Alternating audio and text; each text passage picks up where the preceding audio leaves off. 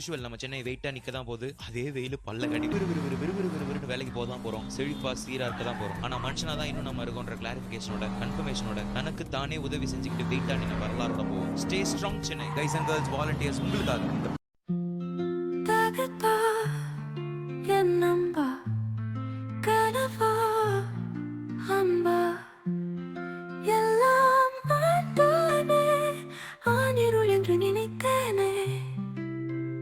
சிரிப்பை கவர்ந்தவர்களே என்று எண்ணினேன், உண்மையை உணர்ந்தேன்.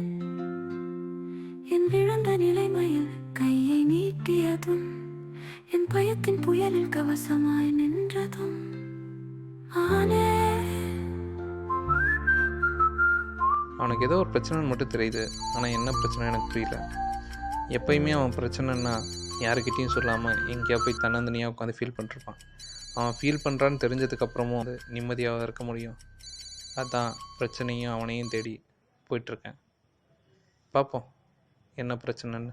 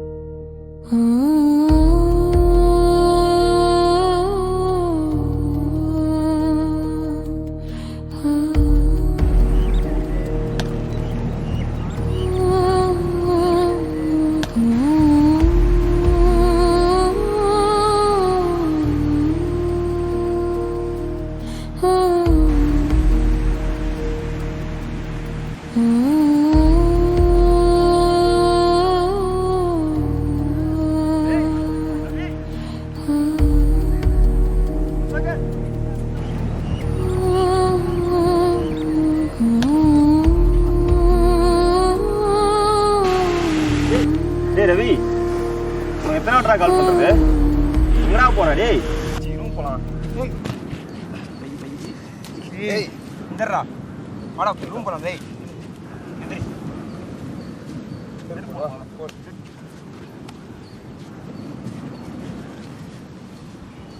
கிளம்புங்க. டேய் நீ வண்டி எடுக்க வேணாம், நான் எடுக்கிறேன். இப்படி உட்காந்து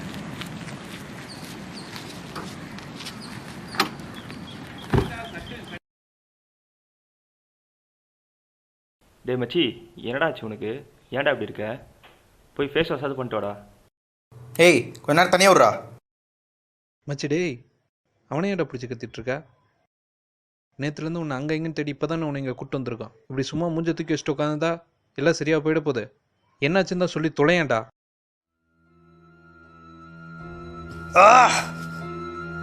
எனக்கு மட்டும் ஏன் மச்சி இப்படி நடக்கணும்? Hello hello. என்ன பண்ணுற? ஆஃபீஸ் கிளம்பிட்டேன். பின்றப்போ சாப்பிட்டாச்சா? சாப்பிட்டேன். என்ன சாப்பிட்டா? தோசை தான். அப்புறம் மேடம் இன்னைக்கு ஃப்ரீயா? என்ன காலையிலேயே ரொமான்டிக்கா? சும்மா மீட் பண்ணலாம் தான். இல்லை, இன்னைக்கு கொஞ்சம் பிஸியாக தான் இருப்பேன். பாடுறா, சொல்ல வந்ததை ஃபோன்லேயே சொல்ல முடியாதா? என்கிட்டயே பிஸின்னு சொல்கிற அளவுக்கு ஆயிட்டேன். ரைட்டு, பார்த்துக்கிறேன். சரி, என்கிட்ட உனக்கு பிடிச்சது என்ன? நீ முத்தம் கொடுக்கும்போது உன்னோட தாடி எனக்கு குத்துமே, அதை விட ரொமான்டிக்கான மொமெண்ட் வேற ஏதாவது எனக்கு கிடைக்குமா? உன்னோட இருக்கிறப்போ உன்னை பார்த்த நேரத்தை விட உன்னோட தாடியை பார்த்த நேரம் தான் அதிகம். அது கூடயே சில நேரம் வாழ்ந்துட்டு இருக்கிற மாதிரி என் ஃபீல் இருக்கும். கண்ணை மூடி நினைக்கும் போதெல்லாம் முதல்ல தெரியறது உன்னோட கண், அதுக்கப்புறம் என் மனசில் நினைக்கிறது உன்னோட தாடி தான். இதை எனக்கு பிடிச்ச கவிதை நடையில் சொல்லணும்னா, முகத்தில் ரோமம் இருக்கும் இளைஞன் எல்லாம் நீயாக முடியாது, ஆனால் எவர் முகத்தில் பார்த்தாலும் எனக்கு நினைவில் வருவது நீ மட்டும் தானடா. உனக்காக தள்ளி வச்சுருக்கேன். எங்கள் வீட்டில் அவ்வளோ பிரச்சனை வந்தோம். உனக்கு என்ன தாண்டா பிரச்சனை? தாடி தாடி தாண்டி பிரச்சனை. என் தங்கச்சி குழந்தைய எல்லாம் தூக்கி கொஞ்சம் கூட முடியல. என்னை பார்த்தாலே பயந்துட்டாளரா. எனக்கு பிடிச்சதை நீ எடுத்துக்கணும்னு நீ நினைக்கிற, ஆனால் அது இல்லாத உன் முகத்தை என்னால் பார்க்க முடியாதுன்ற வழியை நான் எப்படி உனக்கு சொல்கிறதுன்னு தெரியல. அதை உன்னால் புரிஞ்சுக்க முடியலன்னா அதை விட ஒரு கஷ்டமான சூழ்நிலை எனக்கு என்ன இருக்க முடியும்? அந்த பெயினை நீ எனக்கு கொடுத்துட்டு தான் நீ சந்தோஷப்படணும்னு நினைக்கிறியா? அப்படி ஒரு சந்தோஷம்தான் உனக்கு தேவையா? ஏய் இங்கே பாரு, உனக்கு ஃபோன்லாம் பேசி புரிய வைக்க முடியாது. நேரில் வா. அட டேய், தாடி கடை இவ்வளோ பிரச்சனை. ஏய் லைஃப்பில் எல்லாத்தையும் சாட்டிஸ்ஃபை பண்ண முடியாது. யாராவது விட்டு கொடுத்து தான் ஆகணும். கிளாஸுக்கு ஒன்றும் குறைச்சல் இல்லை. மச்சி, தயவுசெய்து தாடி மட்டும் எடுத்துடாத. உன்னுடைய ஆள்லாம் சமாளிக்கவும் முடியாது. ஆமாம் ஆமாம், யாராலையுமே சமாளிக்க முடியாது. ஆனால் மச்சி, குழந்தை கொஞ்சம் சந்தோஷம் எப்போதும் கிடைக்காதடா. ஏன்டா பெருசாக வச்சு கொஞ்சம் போகிற? மச்சி தாடி எடுக்கிறேன்டா. டேய், என்னடா சொல்கிற? எப்பட்றா? பாஸ் பண்ணுவோம் பாஸ். கட்டிங், ஷேவிங், ட்ரிம்மிங், பிலாம் முடிச்சிருக்கோம். இது கூட பண்ண மாட்டோமா என்ன? இருங்க வரேன். ஆமாம் மச்சி, எனக்கு கூட குழந்தைய கொஞ்சம் ஆசையாக இருக்குடா. எனக்கு பிடிச்சதை நான் எடுக்கணும்னு நினைக்கிறேன். மச்சி மச்சி மச்சி, வேணாடா, நான் எடுக்கலடா. டேய், ஏன்டா லூசு மாதிரி மாற்றி மாற்றி பேசிகிட்டு இருக்க?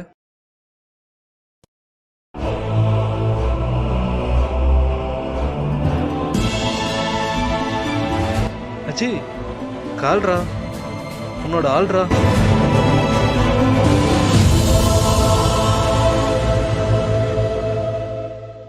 டேய், எடுத்துட்டான்டா.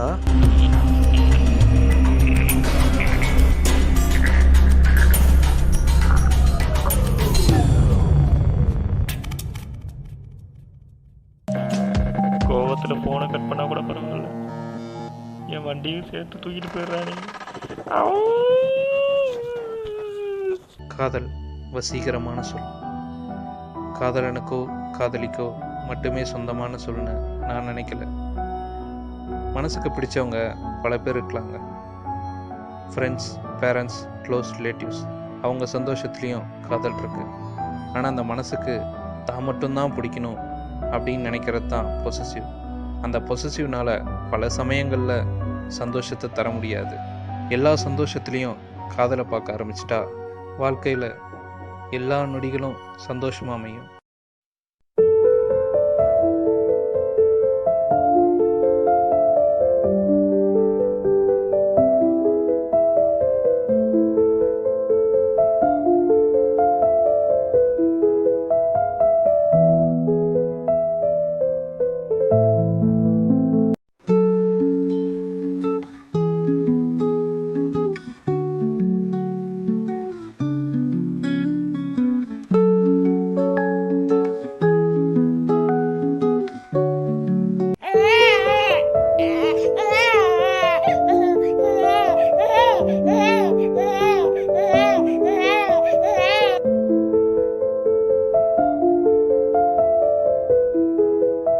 டேய்,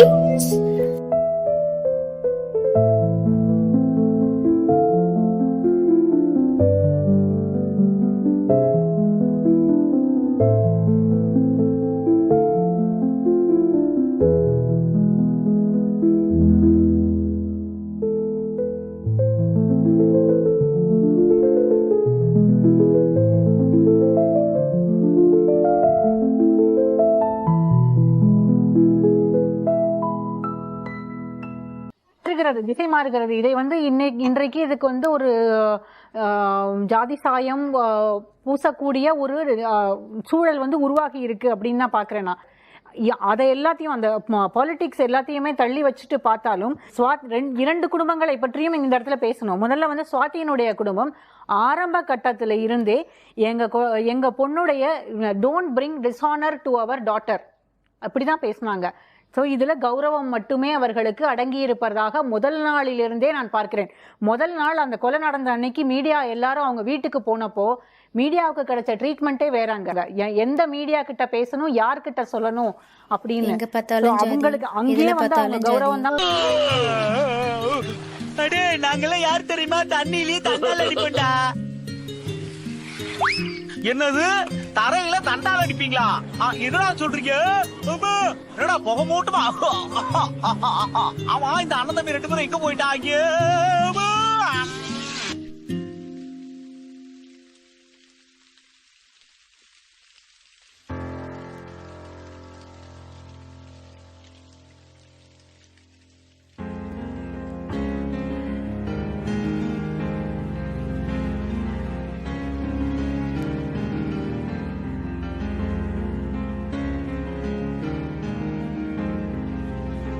எனக்கு அவர் தான் வேணும்னு சொன்னேன், நீங்க புரிஞ்சுக்கல.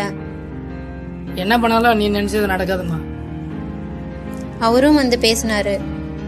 அவர் நல்லவரா இருக்கலாமா, ஆனா நம்மளால இல்லை. 4 பேர் சொல்லிதான் இந்த ஊர் நம்பும். இந்த ஊர் என்ன பார்க்குற கேவலமான பார்வையை என்கிட்ட கொடுத்துட்டு போயிடும். அப்பயும் புரிஞ்சுக்க முடியாதா? வேணான்னு சொன்னா விட 4 பேர் பகிச்சுக்கிட்டு என்னால் வாழ முடியாது. உங்களுக்காக மட்டும்னா சொல்லுங்க, நான் விட்டுட்டு வந்துடுறேன் அவங்கள. இதே மற்றவங்களுக்காகனா ஊரை நான் திருத்த முடியாது. என் வாழ்க்கையை நானே பார்த்துக்கிறேன். நீங்களும் ஒரு பொண்ணு தானே, என்னோட ஃபீலிங்ஸை புரிஞ்சுக்க மாட்டீங்களா? உங்களுக்கு கல்யாணமாய் 1 மாசத்துல அப்பா பிரிஞ்சு வர சொன்னா நீங்க பிரிஞ்சு வருவீங்களா? அப்படிதானே நானே இவ்வளவு நாள் பழகிட்டு இருக்கேன். என்னால எப்படி பிரிஞ்சு வர முடியும்? சும்மா சினிமா டைலாக்லாம் பேசிட்டு இருக்காத, அப்பா சொல்றது கேளு.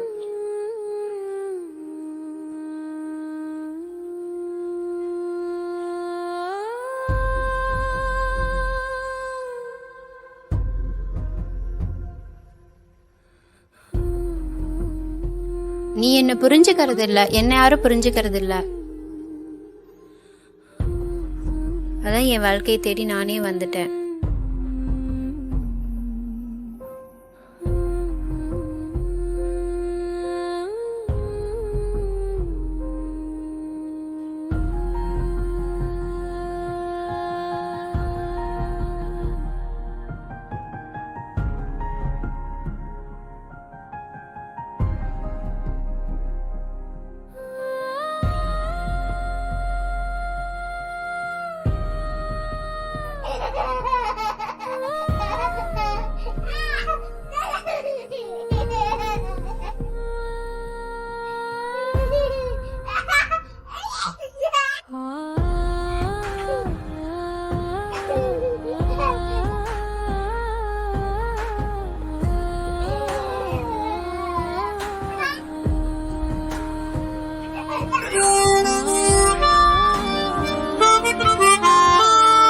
Sounds cool. Hey, do you want to hear this?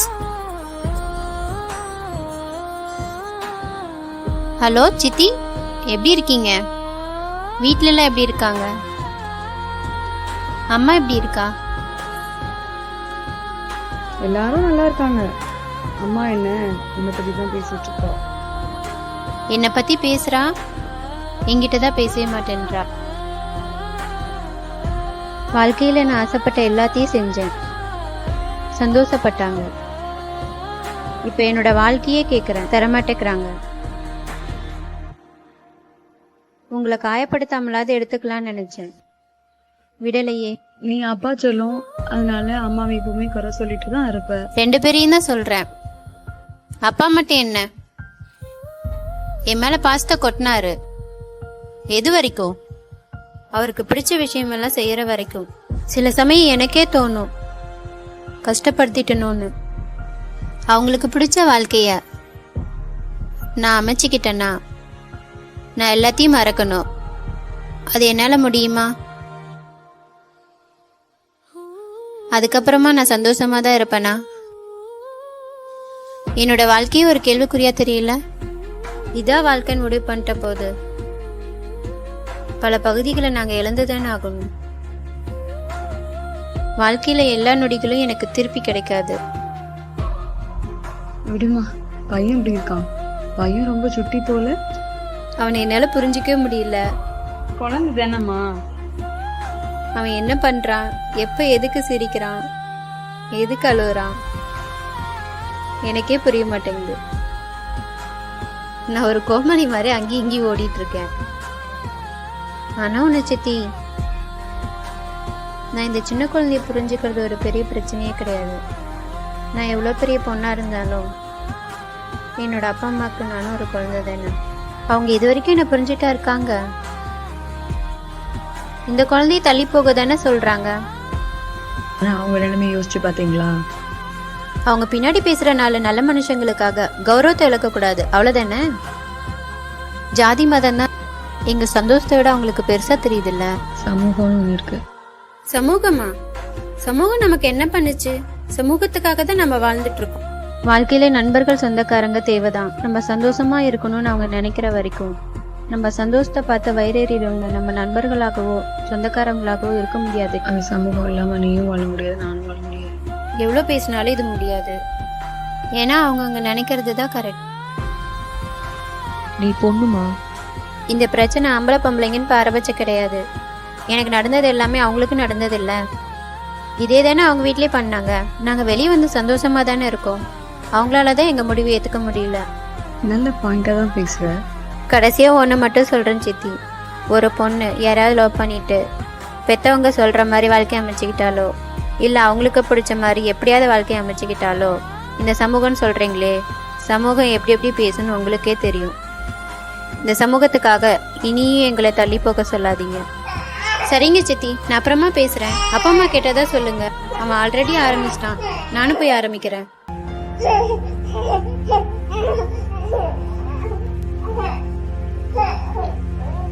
Two states சுவாரஸ்யமான புத்தகம். இதை இங்கே படிக்க மட்டும்தான் முடியும், பேச முடியாது. தப்பாக தான் நினைப்பாங்க. ஏன், அவங்கவுங்க வீட்லேயும் தான். பிள்ளைகளோட சந்தோஷத்துக்கு முன்னாடி சமூகத்தோட தப்பான பார்வை தான் மீது பற்றக்கூடாதுன்னு நினைக்கிறவங்க தான் இங்கே அதிகமாக இருக்காங்க. நம்ம எப்படி இருக்கணும், வாழணும், எதுக்கு சந்தோஷப்படணும், வருத்தப்படணும்னு முடிவு பண்ணுற 4 பேர் தான் சமூகம். இங்கே சுய விருப்பங்களுக்கு கூட அனுமதி இல்லை. நான் எல்லா பெற்றவங்களையும் தப்பாக சொல்ல, அதே சமயம் எல்லா காதல் திருமணங்களும் சரின்னு சொல்லலை. குழந்தைகளாக இருக்கிற வரைக்கும் தான் அவங்களுடைய ஆசைகள் எல்லாம் மதிப்பளிக்கப்படுது. அதே குழந்தைகள் சுயமாக யோசிக்க ஆரம்பிச்சிட்டதுக்கப்புறமா அவங்களுடைய ஆசைகள் எல்லாம் சமுதாயத்தின் போர்வையினால் ஒடுக்கப்படுது.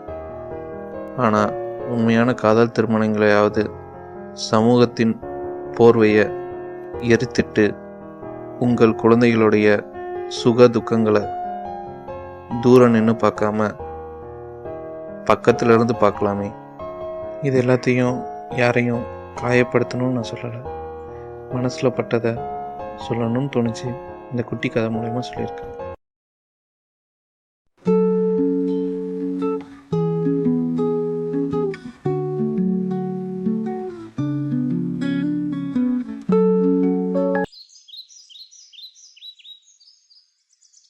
ஹலோ. சொல்லுங்கள். என்னாச்சு பிரச்சனை? நமக்கு நம்ம ஜாதி தான் முக்கியம். அதெல்லாம் நமக்கு சரிப்பட்டே வராது. நாம் தான் சொல்லி புரிய வைக்கணும்.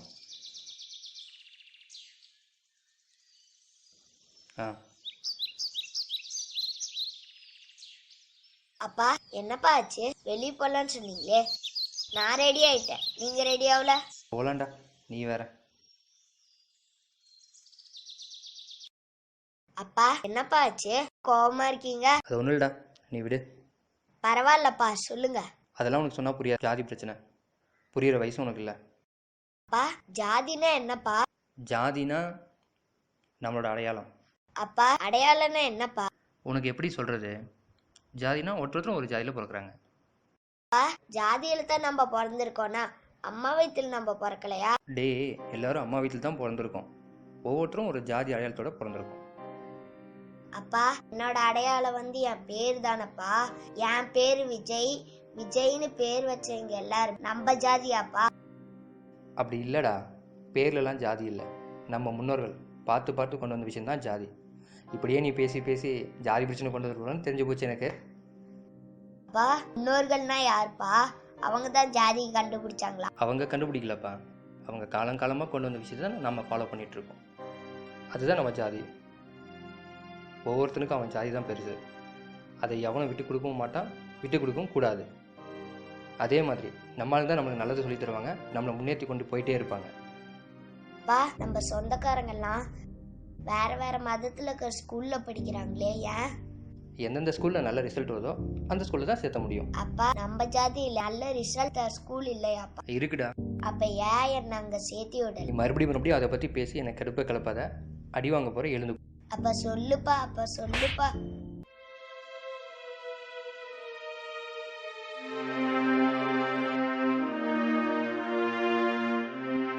நான் யாரு, என்னோட அப்பா யாரு, என்னோட தாத்தா யாரு? கடைசியில் பார்த்தா இந்த மனுஷ ஜாதி மட்டும்தான் மிஞ்சும் போல. சே, இந்த மனுஷனையும் நான் ஜாதியில் சேர்த்திட்டேனே. ஜாதின்ற வார்த்தையில் ஒரே ஒரு எழுத்துக்கு மட்டும்தான் அர்த்தம் இருக்கு, தீ. இன்னொரு எழுத்தையும் தீயிட்டு கொளுத்துனாதான் நமக்கு நல்லது நடக்கும்னு நினைக்கிறேன். பார்ப்போம், மாறும். மாறாமலையா மாறும்னு ஒரு வார்த்தை இருக்கு.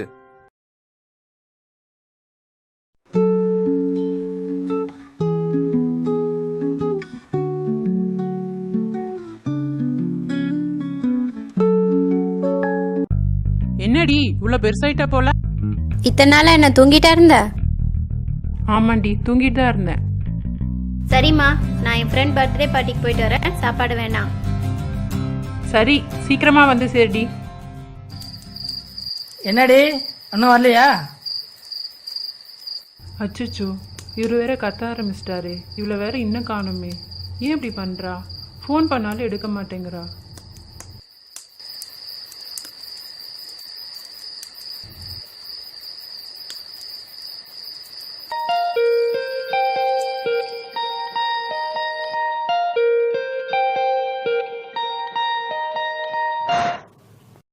ஏண்டி, வீட்டுக்கு வர நேரமா இது? ஏமா உங்ககிட்ட சொல்லிட்டு தாமா போனேன் ஃப்ரெண்டு வீட்டுக்கு போறேன்னு. போனா சீக்கிரம் வர மாட்டியா? உங்க அப்பா கத்துற மாதிரி தான் நடந்துக்குவியா? அவர்கிட்ட நீங்க சொல்ல வேண்டியது தானே. உங்க அப்பா எவன் கூட சுத்திட்டு இருக்கேன்னு என்ன கேக்குறாரு. என்னால அவரை சமாளிக்க முடியல. இது ஆணாதிக்க சமூகம் தானே. அவங்க எப்படி இருக்கணும்னு நினைக்கிறாங்களோ அப்படிதானே பொண்ணுங்களும் இருக்கணும்னு நினைக்கிறாங்க. பெண் சுதந்திரத்தை பத்தி அவ்வளவு வாய்க்கிலேயே பேசுறாங்க. உனக்கும் தெரியும் நான் எங்க போயிட்டு வந்தேன்னு. அப்படி இருந்து நீ என்ன இவ்வளவு கேவலமா கேள்வி கேட்கற? இதே ஒரு பையன் லேட் நைட் வந்தா நீங்க இப்படி கேள்வி கேட்பீங்களா? இதுதான் நீங்க கொடுக்கற சுதந்திரமா? என்னடி பண்றது? உனக்கு ஒரு கல்யாணம் பண்ற வரைக்கும் நீ உங்க அப்பாவை நம்பி தானே இருக்கணும். பிறந்ததுல இருந்தே அப்பா கண்ட்ரோல், கல்யாணத்துக்கு அப்புறம் எவன் கண்ட்ரோலோ? வாழ்க்கையே அவ்வளவுதானா? கேட்டா விதின்னு சொல்லுவீங்க. பெண்களோட சுதந்திரம் ஆண்களுடைய சுப்பீரியாரிட்டியில தானே இருக்கு. உனக்கு கிடைக்காத சுதந்திரம் எனக்கு கிடைக்கணும்னு நீ நினைக்கணும் இல்ல? என்னடி படிக்க வச்சோம், நீ வேலைக்கு போறேன்னு சொன்ன அனுப்பி வச்சோம். என்ன படிக்க வச்சாங்களா, வேலைக்கு தான் போக விட்டாங்களா? இதுவே உனக்கு கிடைச்ச சுதந்திரம் இல்லையா? பணத்தேவை அதிகமா இருக்கனால தான் ஆண்கள் எங்களை வேலைக்கு அனுப்புறாங்க. ஐடி ஃபீல்டு மாதிரி ஆண் பெண் பேதம் இல்லாத இடத்துல தான் பணம் அதிகமா கிடைக்குது. அதனாலதான் எங்களை அங்க அலோ பண்றீங்க. இந்த பணத்தேவை இல்லைன்னா நீங்க சொல்ற சுதந்திரம் எங்களுக்கு கிடைக்குமா? என்ன சம்பாதிக்க ஆரம்பிச்சுட்டு திமிர்ல பேசிக்க. ஒரு பொண்ணு லேட்டா வந்தா வெளியில இருந்து பாக்குறவன் எவ்வளவு கேவலம் பேசுவான். கேவலமா பேச வைக்கிற பொண்ணு எனக்கு தேவையே இல்லை. இப்ப என்ன, நான் இருக்க கூடாது அவ்வளவுதானே? அனு,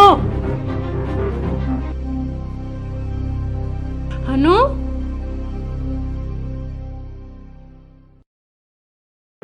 இந்த உலகம் சமூகம் எல்லாமே நீதான். உன்னோட விருப்பத்துக்காக இந்த உலகத்துல நான் யாரை வேணாலும் பகச்சிக்குவேன். பார்க்கலாம் இந்த மாய நதி தெளிந்த நதியா மாறுதானே. கனவுதான், கனவுதான். பல கனவுகள் நிஜ வாழ்க்கையில் நிகழ்ந்தனவையே. சில பழிச்சொற்களால் பல தற்கொலைகள். என்னை பொறுத்தவரை அது எல்லாமே கௌரவ கொலை தான். பல தாய்க்கு தெரியும் பெண் சுதந்திரத்தை தன் குழந்தைக்கு கூட வெளிப்படையாக கொடுக்க முடியாதென்று. பெண்ணின் சுதந்திரம் அறைக்குள் கிடைக்கும் மாய நதியே.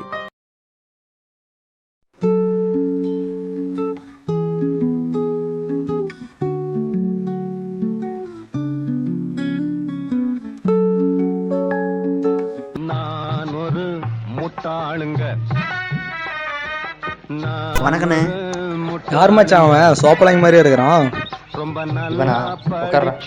திருடு தெரியாம திருடி 4 பேருக்கு அடி வாங்கிட்டு வந்தான்.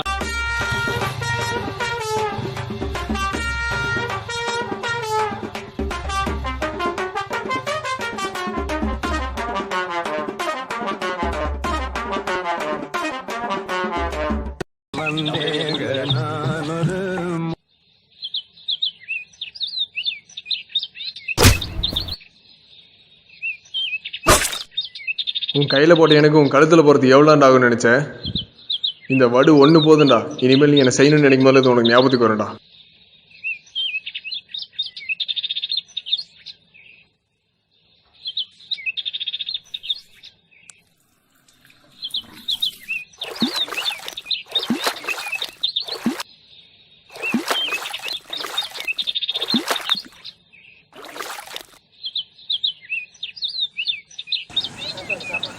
ஹலோ, எங்கடா இருக்கீங்க? பர்சனை உடனே வரமாட்டீங்களா? சரி வந்துட்டேன்டா.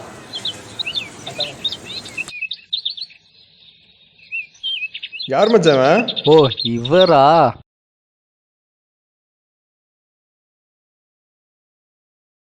அடித்தா காலு கீழே உட்காந்துருவான்டா. சும்மா எப்படியா இருக்குன்னு கூட்டம். நம்பிக்கை இல்லைனா கொண்டுருவோம்டா. உங்களை மீறியான நான் ஏதாவது செஞ்சிட போகிறேன்.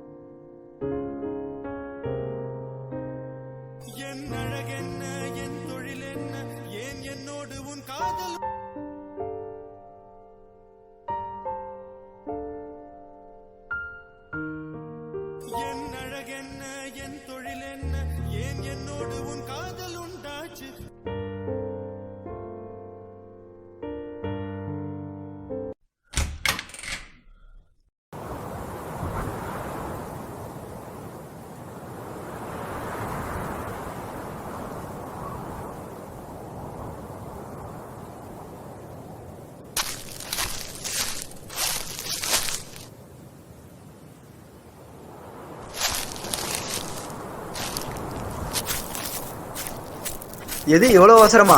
நம்மளாலாம் முடியாது சாமி.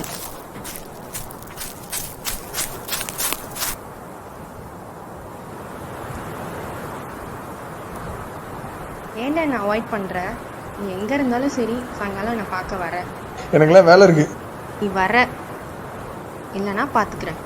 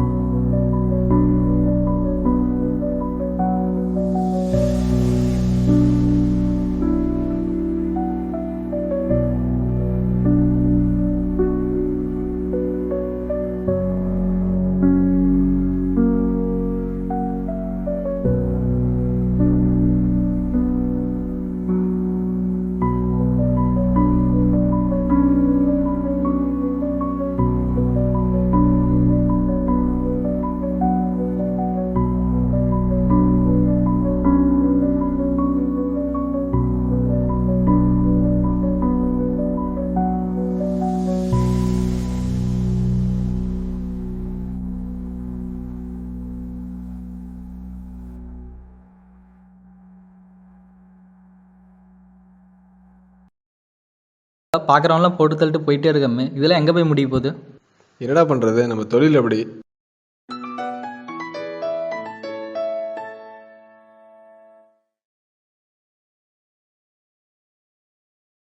அதை பற்றி கேட்காத விடு.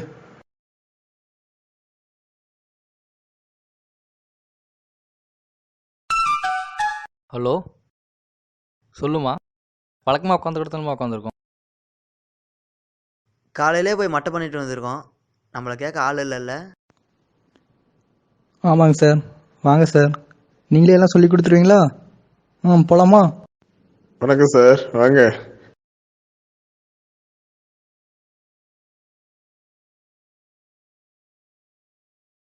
உனக்கு எப்படி இந்த இடம் தெரியும்? ஏன்டா என்னை விட்டு விலகி விலகி போற? இதெல்லாம் உன் வேலையா? அண்ணனை ஏன்டா மிரட்டுற? நீ எங்க இருப்பேன்னு எனக்கு தெரியாதா? நீ அப்ப அங்க இல்லைன்னா நான் நைட்டு வீட்டுக்கே வந்திருப்பேன். ஓடி குழப்பத்தில் நானே கொலகாரனா சுத்திட்டு இருக்கேன். நீ வேற எப்ப எவன் எனக்குள்ளோன்னு எனக்கே தெரியாது. இதுல இன்னொரு கூட்டி சுத்த சொல்றியா? நீ ரத்த வெள்ளத்துல இருக்கிறத நான் பார்க்கணும், அதான் உனக்கு ஆசை இல்ல? போ. என்னை கொன்னுட்டாங்கன்னா நீ அப்படியே இந்த தொழில் இதெல்லாம் சகஜன்னு சொல்லி விட்டுட்டு போயிடுவல்ல? நான் செத்தாதான் அந்த உயிரோட மதிப்பு உனக்கு தெரியுமாடா? இதே மத்தவங்களை கொல்லும் போது அந்த உயிரோட மதிப்பு உனக்கு தெரியாது. ஏன் தெரியாம? அதான் லட்ச லட்சமா கொட்டுறானுங்களா? டே, உனக்கு இந்த தொழிலை விட்டா வேற தொழில் தெரியாதுன்னு எனக்கு தெரியும். நீ இந்த தொழிலை விட்டினா பிச்சைதான் எடுக்கணும்னு எனக்கு தெரியும். இதுலயே வேற தொழில் பண்ணுன்னு தான் நான் சொல்றேன். வேற தொழில் என்ன பண்றது? இதுலயே கடத்தல் பண்ணு, திருட்டு தொழில் பண்ணு, ஆனா கொலை பண்ணாத. இதே நீ வேற தொழில் பண்ணினா ஜெயிலுக்கு போவ கண்டிப்பா ஒரு நாள். என்னைக்காச்சும் வெளியில வருவேன், நம்ம சந்தோஷமா தான் இருப்போம். நீ எவனையாவது போய் கொல்லுவ, நாளைக்கு அவன் வந்து உன்னை கொல்லுவான், அப்ப நானும் கூட சேர்ந்து செத்துட்டுமாடா? இப்ப எவனாவது வந்து உனக்கு பணம் கொடுத்து நீ என்னையும் கொல்ல சொன்னா என்னையும் கொண்டுடுவல்ல? நான் உன்னை மாத்தணும்னு முடிவு பண்ணிட்டேன், நீயாவே மாறிடு.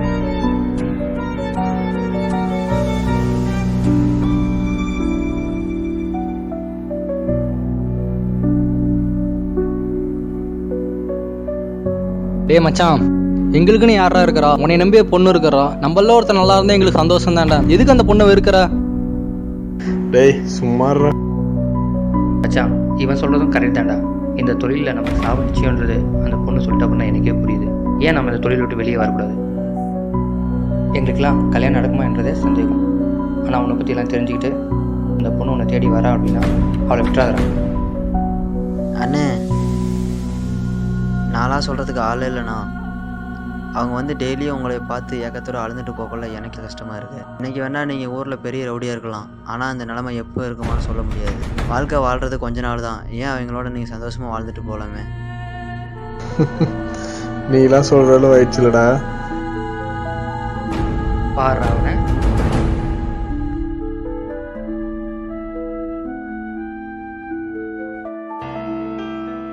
ஓ, ஸ்லோ மோஷன் ஃபீலிங்கானே?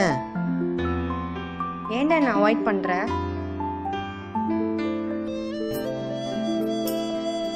ஏன்டா என்னை விட்டு விலகி விலகி போற?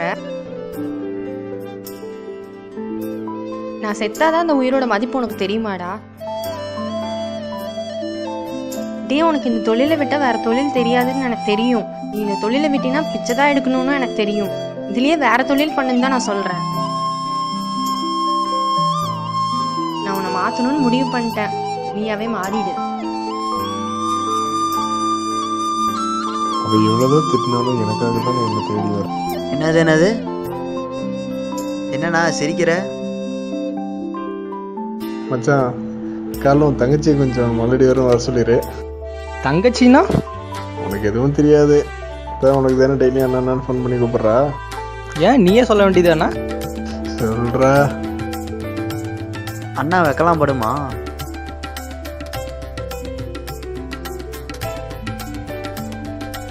சொல்லுங்கண்ணா. சரிங்கண்ணா.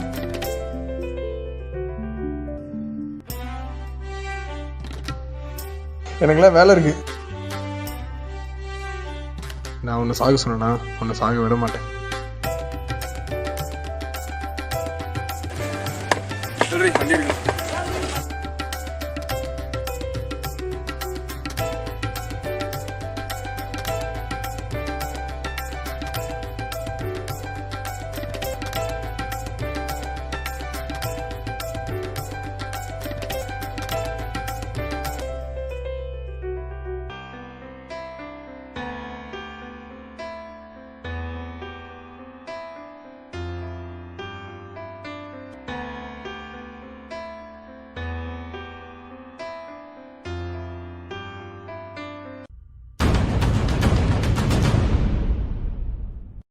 நம்ம பார்க்கக்கூடாதுன்னு நினைக்கும் போது நம்ம கண்ணு முன்னாடியே வந்து நிற்பாளுங்க. பார்க்கணும்னு நினச்சி நம்ம ஃபோன் பண்ணால் வரவே மாட்டாளுங்க. இதுதான் அந்த பொண்ணுங்கிட்ட பிடிக்காத விஷயம்.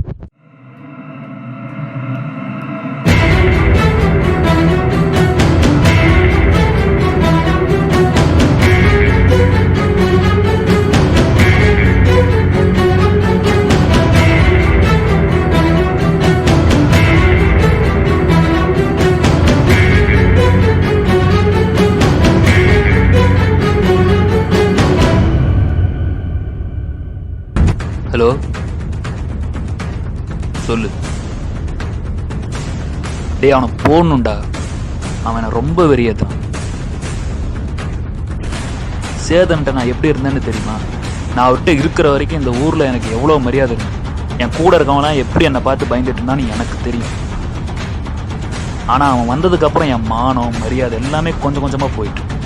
அதோட ரொம்ப முக்கியமான விஷயம், என் தொழிலில் ரொம்ப அடிப்பு. இனிமேலாம் அவனை விட்டு வச்சா நல்லது இல்லை. அவனை கண்டிப்பாக போடணும்டா, கண்டிப்பாக. அவன் சாவு என் கையில் தான்டா, கண்டிப்பாக. அவனை முடிச்சு நான் அவனுக்கு ஃபோன் பண்ணுறேன். வெயிடா.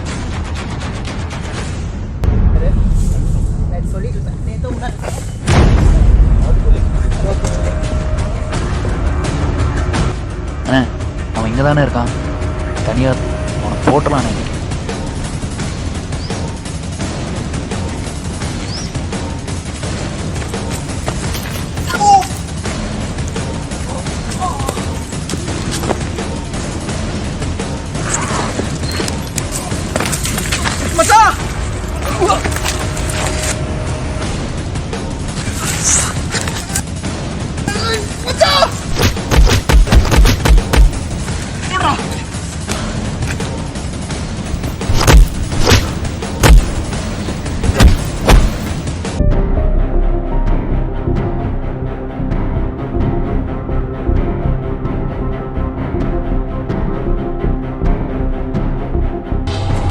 என்ன பண்ணி சொல்லிடுறே?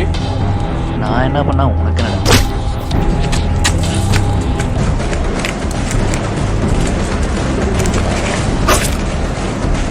கையில் போட்டு எனக்கு கழுத்தில் போட்டு எவ்வளோ நேரம் ஆகும்னு நினச்சேன். இந்த வடு ஒன்று போதும்டா, இனிமேல் என்ன செய்யணும்னு நினைக்கும் உங்களுக்கு ஞாபகத்துக்கு வேண்டாம்.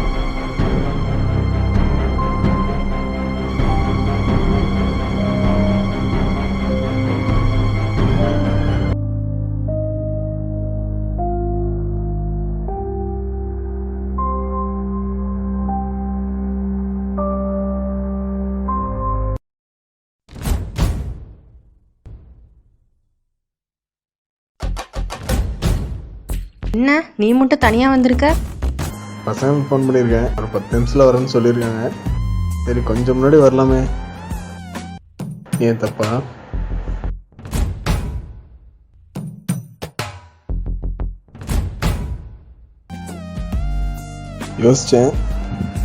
யோசிச்சிட்ருக்கேன், மாறிடும்.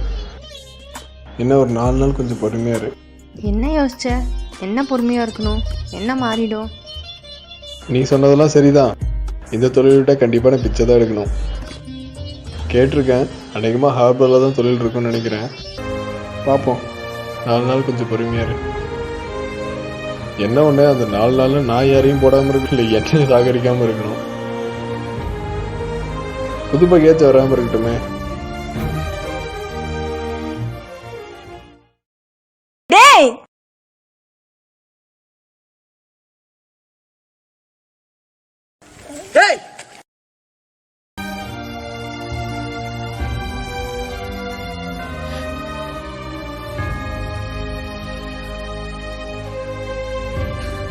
என்னடி இப்படி பண்ணிட்ட?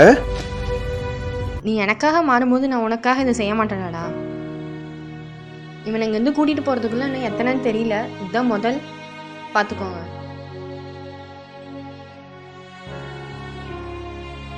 ஆனா ஒன்று, இனி உன்னை மட்டும் எதுவும் செய்ய விட மாட்டேன். பிறக்கும் போது எல்லாருமே குழந்தைகள் தான்.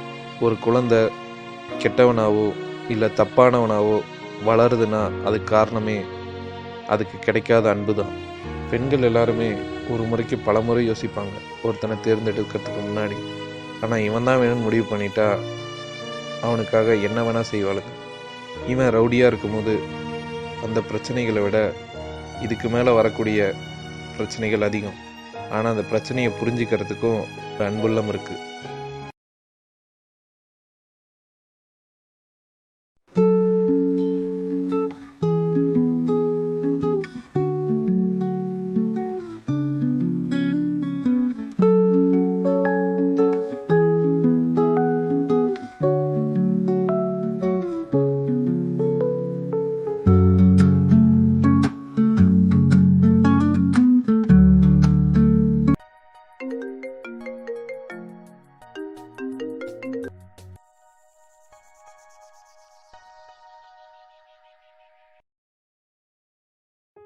சொல்லுடி. என்னடா பண்ணிட்டு இருக்க? சும்மா ஃபோட்டோ பார்த்துட்டு இருந்தேன். நானே கால் பண்ணலான் இருந்தேன், நீயே கால் பண்ணிட்ட. ஆமா, நைட் ஏன் ஃபோன் பண்ணல? ஒர்க் டென்ஷன், டயர்டாக இருந்துச்சு, அப்படியே வந்து தூங்கிட்டேன். பொய் சொல்லாதடா. நீ ஆன்லைனில் இருந்தது நான் பார்த்தேன். மெசேஜ் பண்ணி கூட ஒரு ரிப்ளை இல்லை. அவ்வளோ குறைஞ்சிட்டல நான் உனக்கு. ஃப்ரெண்ட்ஸ் கூட தாண்டி பேசிகிட்டு இருந்தேன். ரொம்ப நாள் ஆச்சு இல்லை ஃப்ரெண்ட்ஸ் கூட பேசி. ஃப்ரெண்ட்ஸ்கிட்ட பேச நேரம் இருக்குது. அம்மா சொன்னாங்க, அப்பா கூப்பிட்டாங்க, தங்கச்சி கேட்டால் வாங்கி தரணும்லாம் ஞாபகம் இருக்குது. ஆனால் எனக்கு ஒரு 5 மினிட்ஸ் கால் பண்ணி பேசணும் தோணல. அட்லீஸ்ட் ஒரு மெசேஜ் மிஸ்டு கால் கூட விட முடியல. பேசினா 5 நிமிஷம் தான் பேசுவியா? மிஸ் கால் கொடுத்தா போதுமா? ஒரு மெசேஜ் பண்ணால் போதுமா? இல்லை ஒரு மெசேஜ் தானே விட்டுற போறியா? நான் அவன் கூட டைம் ஸ்பெண்ட் பண்ணணும்னா நான் கொஞ்சம் டைம் ஸ்பேர் பண்ணணும். அப்போ என்னை விட முக்கியமாக நிறைய பேர் இருக்காங்கன்னு தானே அர்த்தம். அப்போ எப்போ தான் எனக்காக டைம் ஸ்பெண்ட் பண்ணுவேன்? இங்கே பாருடி, நேற்று ஏதோ பிஸியாக இருந்துட்டேன், அதான் ரிப்ளை பண்ண முடியல. இது தப்பா? சும்மா நச்சரிச்சிட்டு இருக்கிற. அப்போ உனக்காக இங்கே ஒருத்தி காத்துட்டு இருக்கான்னு உனக்கு நினப்பே இல்லைல்ல? மச்சி கேரம் விளையாடலாம்டா.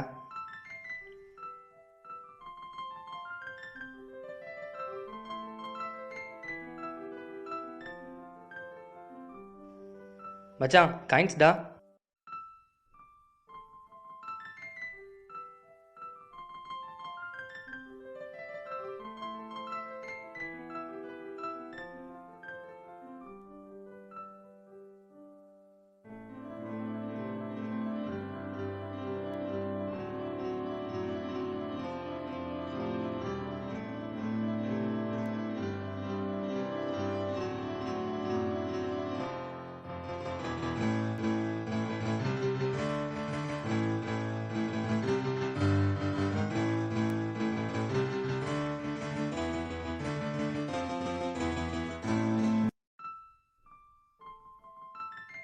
டேய் மச்சான், கேமா போடு, நானும் வரேன். எங்கடா போனவனு இன்னும் காணோம்? ஏன்டி சாவடிக்கிற? ஆமாடா, நான் தான் சாவடிக்கிறேன்னு தெரியுதுல்ல. ஃபர்ஸ்ட்லாம் நான் ஃபோன் பண்ணலாம் கூட ஏன் ஃபோன் பண்ணலான்னு கேட்பேன், கோச்சிப்பேன். இப்போ நானா ஃபோன் பண்ணுறான்ல, நான் சாவடிக்கிற மாதிரி தான் இருக்கும். பேசாமல் போயிடு.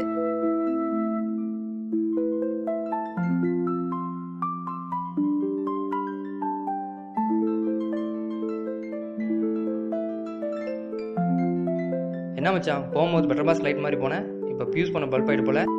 ஏன்டா பேச மாட்டே? அவன் வயிற்றுச்சல் அவனுக்கு தான் தெரியும். லவ்வுங்கிற பேரில் டெய்லி என்ன சாவடிக்கிறான், அதெல்லாம் எங்கே உனக்கு புரிய போகுது? மச்சான் நீ சொல்கிற லவ்வெல்லாம் பல பேர் பல ஆங்கிளில் சொல்லிட்டாங்க. ஏன் அந்த கேரம் போர்டு தான் வாழ்க்கையோட ஒத்து போகுது, சொல்லட்டுமா? வேண்டானா விடவா போற, சொல்லித்தோல. வர்றா, கேரம் போர்டு வச்சு சரவணன் சார் இப்போ ஃபிலாசபி சொல்ல போறாரு. என்ன கொடுமை சரவணன் இது. சொல்கிறேன் கேட்டுக்கோங்கடா. இந்த கேரம் போர்ட்லேயே சிவப்பு கைனை தட்டுறதுக்கு தான் முயற்சி பண்ணுறோம், பண்ணிக்கிட்டே இருக்கும். அதனால தான் சுற்றி இருக்க கருப்பையும் வெள்ளையும் அடிச்சு நோச்சிட்டு சிவப்பு மட்டும் தனியாக தூக்கிட்டு போகிறோம். அப்புறம் ஏன் மாப்பிள்ள சாப்பு பின்னாடி கருப்பையும் வெள்ளையும் கூட்டிகிட்டே போகிற? மச்சான் சிகப்பு இருக்குமோ இருக்காதோ, ஆனால் வெள்ளையோ கருப்போ கூடயே இருக்கும். அதே போல தான் வாழ்க்கையும். எதையோ நோக்கி போகிறோம், கிடைக்கிறத வச்சு வாழ்கிறோம். ஏன் உன்னையே எடுத்துக்கோ. ஏன் ஒவ்வொருத்தருக்கும் ஒவ்வொரு ஃபீலிங் மச்சான். உன் தத்துவம் எனக்கு செட் ஆகாது. ஏன் மச்சான், லவ் பண்ணுற ஒவ்வொருத்தனும் ஒவ்வொரு ஃபீலிங் இருக்குன்றான்.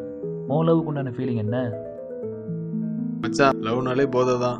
அதை அனுபவிச்சவன் அது இல்லாமல் இருக்கவும் முடியாது, அதை விட்டுட்டு வரவும் முடியாது. புரியுதா? அது கிடைக்கிற வரைக்கும் தேடிட்டு தான் இருக்கணும். மச்சி நீ சொல்கிற போதைய சாரி காதலை எங்கெல்லாம் வளர்ப்பீங்க? கோயிலுக்கு போவோம் மச்சான். கோயிலில் நீங்கள் ஏண்டா தெய்வீக காதல்னு சொல்கிற எவனையும் நான் கோயிலில் பார்த்ததே கிடையாது. நாங்கள் பீச்சுக்கு போவோம் மச்சான்.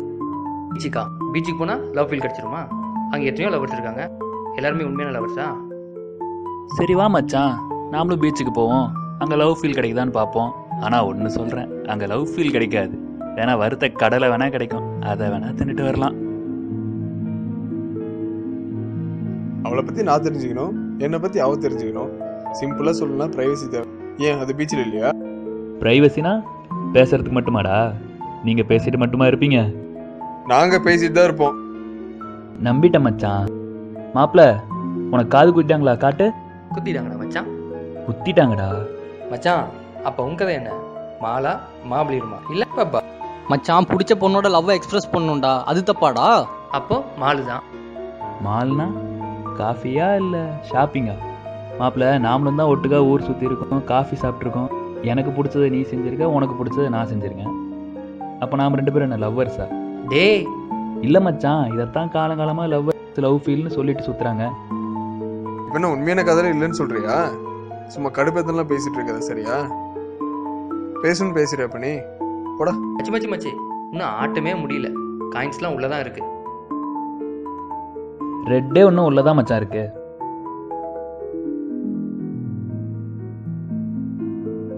Hello, put the exclamation on my name. I'll talk to manager tomorrow.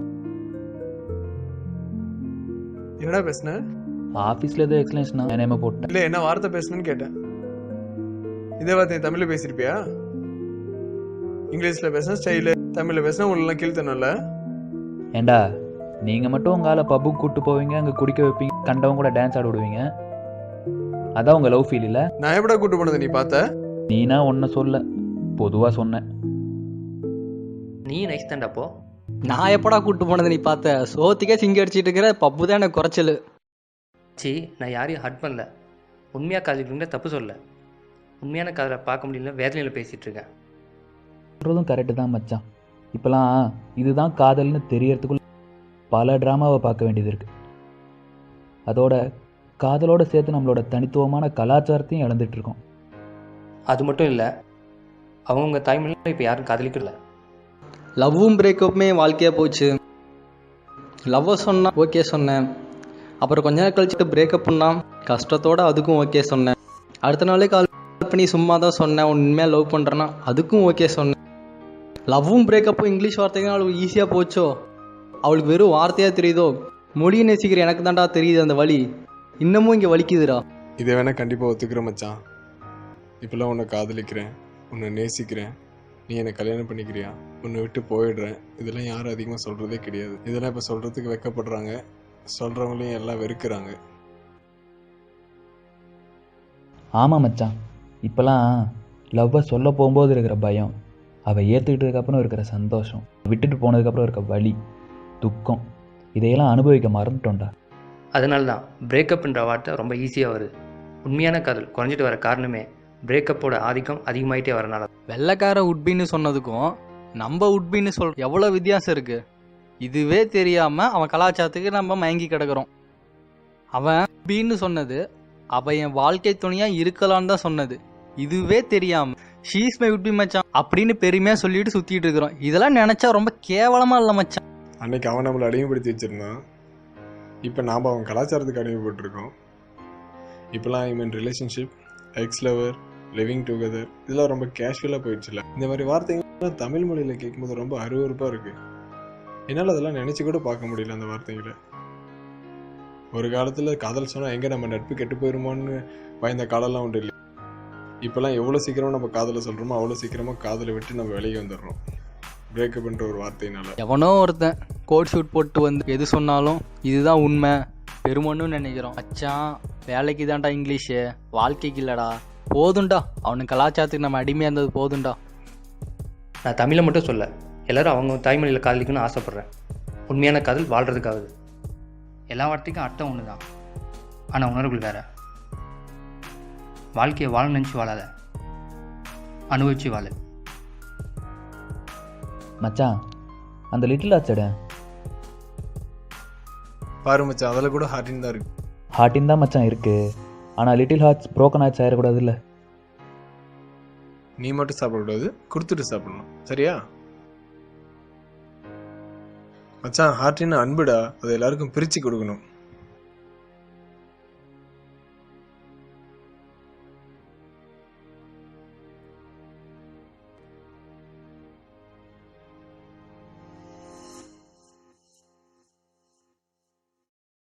Super மச்சான். ரெட்டே என்கிட்ட தான் மச்சான் இருக்கு. மச்சான், இந்த சிகப்பு நம்மக்கிட்ட இருக்கிற வரையும் நமக்கு பயமாக தான் இருக்கும், இல்லைனாலும் கஷ்டமாக தான் இருக்கும். கருப்போ வெள்ளையோ நமக்குன்னு ஒன்று நிரந்தரமாக இருந்தால் அது போதும். எதுவுமே இல்லைன்னா ஆட்டம் முடிஞ்சிருச்சுன்னு எந்திரிச்சு போயிட்டே இருக்க வேண்டியது தான். அதுதான் வாழ்க்கை. அன்பு அன்புன்னானுங்க, முடிஞ்சதும் கசக்கி தூக்கி போட்டானுங்க. இப்படி தான் நம்மள பல பேர் காதலை தேடி தேடி லவ்வை வளர்க்க ட்ரை பண்ணிகிட்ருக்கோம். புரியலல்ல, நம்மளுடைய கலாச்சாரத்தை முற்றிலும் அழிச்சிட்டு எவனுடைய கலாச்சாரத்திலேயோ காதலை தேடிட்டே இருக்கும். இது நமக்கு தோணலல்ல, இது நம்மளை மீறி நம்மளை அறியாமல் வந்தது.